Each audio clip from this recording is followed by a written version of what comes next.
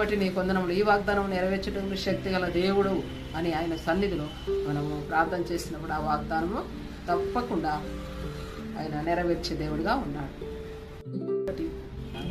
ఈ వాగ్దానం దేవుడిచ్చిన వాగ్దానం సంవత్సరం దయాకిరీటంగా ధరింపజేసి ఉన్నాడు. సంవత్సరాన్నే ఒక బర్త్డే చేసుకుంటాము, పుట్టినరోజు చేసుకుంటాము. ఈరోజు నా బర్త్డే అని ఎంతో ఘనంగా చేసుకుంటాము. 1వ తారీఖు ఆయన కొత్త సంవత్సరం వచ్చేసింది అంటే ఈ క్రిస్మస్ డిసెంబర్ 25 నుంచి 1వ తారీఖు వరకు 8 దినములు.